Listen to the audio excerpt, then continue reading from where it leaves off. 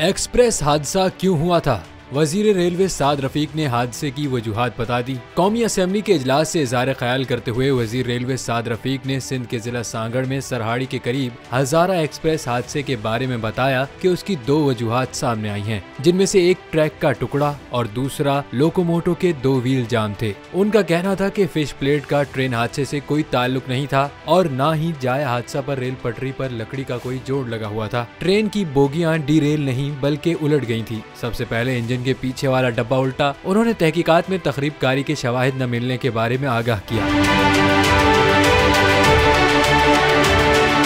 वजीर रेलवे ने मजीद तफसीलात बताते हुए कहा कि इस हादसे की पहली बुनियादी वजह एक लोकोमोटिव के 2 टायर जाम होना थी, जिन्हें लुब्रिकेट किया गया। उन्हें ऑपरेशन का हिस्सा नहीं होना चाहिए था। जबकि हादसे की दूसरी बड़ी वजह एक रेल टॉप में प्रॉब्लम थी। वजीर रेलवे का कहना था कि पाकिस्तान रेलवे को चलाने के लिए सरमायाकारी की जरूरत है। उन्होंने विफाक से रेल के निज़ाम को बेहतर बनाने के लिए 10 अरब के बजट का मुतालबा किया।